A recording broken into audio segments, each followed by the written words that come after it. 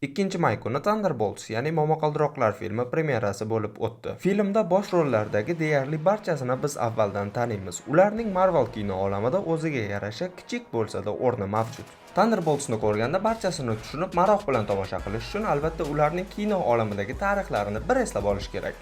Ushbu mavzuda chet el blogerlar video tayyorlaganini ko'rdim va bu mavzuda o'zbek tilida ham video bo'lishi kerak degan qarorga keldim. Xullas, bugungi videoda Thunderbolts filmidagi asosiy qahramonlarning Marvel kino olamidagi tarixi va siz bilishingiz kerak bo'lgan narsalarning barchasini eslab olamiz. Sizdan bitta like va biz xotirlashni boshlaymiz.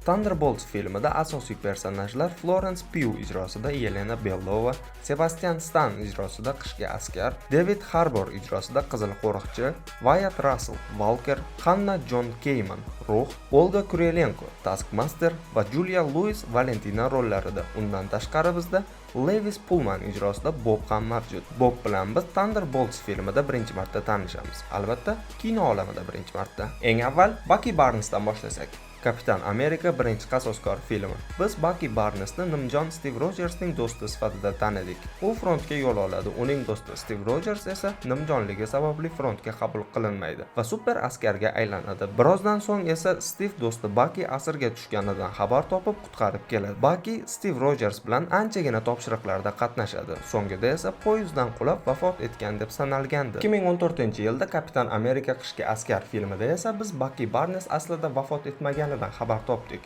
Uni Hydra qo'lga olib super askar zardobini jo'natishgan. Super askar zardobi yordamida esa Bucky juda sekin qariydigan va juda kuchli bo'lib qolgan. Undan tashqari miyasiga kod o'rnatilgan bo'lib, ushbu kod bilan Bucky Barnesni ongsiz qonxo'r qishki askarga aylantirish mumkin edi. Hydra qishki askarni ko'plab nishonlarni yo'qotishda qo'llagan, jumladan Howard Starkni ham. So'ngra Hydra qalqonni qo'lga oladi. Steve Rogers va qishki askar salkam o'lgungacha bir-biri bilan jang qilishadi. So'ngida esa Kapitan Amerika jamoasi Hydra tomonidan qo'lga olingan butun dunyoni qirib tashlashga qodir havo kemalarini urib tushirishga muvaffaq bo'lishadi. 2016-yil Kapitan Amerika fuqarolar urushi. Qasoskorlar jamoasi Zakoya shartnomasi tufayli ikkiga ajralib ketay deb turgan bir vaqtda Bucky Barnes biroz o'ziga kelgan va xotiralar asta-sekin qaytishni boshlagan. Zemo esa T'Challaning otasi Wakanda hukmdorini o'ldirishda Buckyni gumondor qilib qoldiradi. O'zi parchalanay deb turgan qasoskorlar jamoasi Kapitan Amerika Buckyni qutqarish maqsadi tufayli ikkiga to'liq ajraladi. So'ngida esa Tony Stark uning otasini qishki askar, ya'ni Bucky Barnes o'ldirganidan xabar topadi. Albatta buni Zemo uyushtirgan. Zemoning xohishi shunchaki qasoskorlarni jamoadan parchalash bo'lgan. U bunga erishdimi? Albatta, uning bu xohishi va xatti-harakatlari Germaniya aeroportida temir odam va Kapitan Amerika jamoalari o'zaro jang qilishiga sabab bo'ldi. Bu orada esa Thor jamoasi Asgardda Ragnarok uchun jang qilishayotgan edi. Shunday qilib, qasoskorlar 3 ta jamoalarga ajralib ketgan. Thor jamoasi ajralib chiqishiga albatta Zemoning daxli yo'q. Shunday bo'lsa-da, jamoa ajralgan. Tony Stark ota-onasi qishki askar tomonidan o'ldirilganidan xabar topishi 2-1 jang bo'lishiga olib keladi. Bunda albatta kimdir g'alaba qozongan deb aytish o'ta qiyin. Ikkala tomon ham tengma-teng anchagina jang qilishgan. Ushbu jang natijasida Bucky o'z temir qo'lidan ayriladi. Kapitan Amerika esa o'z qalqonini Tony Starkka tashlab ketadi. Film so'ngigacha Bucky Barnes o'z xotirasini to'liq tiklagan bo'lsa-da, Hydra ta'sirida qilgan ishlaridan pushaymonchilik va miyasiga o'rnatilgan koddan qo'rqishi natijasida ozodlikda qolishni istamaydi. Steve Rogers esa T'Challadan yordam so'rab Bucky Barnesni Wakandaga olib borib o'sha joyda muzlatib qo'yishadi. 2018-yil Qora Pantera filmi titrlaridan keyingi sahnasi. Bucky Barnes uyg'ongan va Wakanda texnologiyasi va shifokorlari uning miyasidagi koddan xalos bo'lishga yordam bergan. Undan tashqari Wakanda aholisi Buckyga Oq bo'ri deb laqab qo'yishgan. Qasoskorlar cheksizlik jangi 2018-yil. Bucky Wakandada sokin hayot boshlagan, ammo bu tinchlik ko'pga cho'zilmaydi. T'Challa Buckyga vibraniumdan protez qo'l yasattirib, qasoskorlar bilan birgalikda Thanosga qarshi kurashishda yordam so'raydi. Va film so'ngida Thanosning barmoq shaqillatishi oqibatida Bucky ham yo'q bo'lib ketadi. 2019-yil Qasoskorlar Endgame. Bucky dunyoga qaytadi. 2021-yil Lochin va qishki askar. Bucky o'z o'tmishidagi qilmishlaridan afsusda va oddiy hayotga qaytish istagida bo'lgan bir paytda Sam Wilson Steve Rogers qalqonini hukumatga topshiradi. Hukumat esa vaziyatdan foydalanib, bizga qahramon kerak degan ma'noda John Walkerni yangi Kapitan Amerika sifatida saylashadi. Agar oddiy harbiy yigit Kapitan Amerika qalqonini ko'tarib yuribdi deb o'ylasangiz, Adashasiz. Walker Kapitan Amerika deb saylanishidan avval patriot bo'lgan va AQSh armiyasining faxriy askari deb aytilgan. Walker 3 marotaba shuhrat medali bilan taqdirlangan. Undan tashqari jang maydonida liderlik va qat'iylik bilan hukumat ko'ziga tushgan. Serial davomida Sam Wilson va Bucky Barnes Walkerdan qalqonni tortib olishga urinishadi. Walker esa bor kuchi bilan Kapitan Amerika unvoniga loyiq bo'lishga intiladi. Bu vaqtda unda hech qanday ortiqcha fikr yoki niyat bo'lmagan, shunchaki davlatga loyiq xizmat qilish maqsadi. Ammo u o'zini bunga noloyiq deb o'ylashni boshlagach, super askar zardobini o'ziga jo'natadi. Bu esa avvaldan jahl bilan muammosi bor Walkerni g'azabini yanada kuchaytirgan bir paytda Walker o'z do'stidan ayriladi va o'zi qarshi kurashayotgan terroristik jamoa vakilini omma ko'z oldida qalqon bilan urib o'ldiradi. Keyin esa Bucky va Sam qalqonni Walkerdan tortib olishga muvaffaq bo'lishib, Walkerning ishi hukumat tomonidan chetlatilishiga sabab bo'lsa-da, Walker chekinmay Bucky va Samga terroristik guruhni to'xtatishga yordam beradi. Bucky va Sam do'stlashib, Walkerga esa Wal yangi kostyum berib, unga ishlashiga rozilik so'raydi. Biz Walni kino olamida yana Qora beva filmida ko'rdik. 2021-yil Qora beva. Ushbu film asosiy voqealari Kapitan Amerika fuqarolar urushi va qasoskorlar cheksizlik jangi o'rtalarida sodir bo'lsa-da, filmning asosiy tarixi 1995-yil Agaya shtatida boshlangan. Natasha Romanoff va Yelena Belova opa-singil sifatida rus shpionlari Aleksey Shustikov va Molina Vasikovlarning soxta oilasida yashagan. Bu oila shpion ekani fosh bo'lgach, ular Kubaga qochishga majbur bo'lishdi. Aleksey Shustikov ham aslida super askar ekan. U qizil qo'riqchi sifatida propagandalarda yordam berib kelgani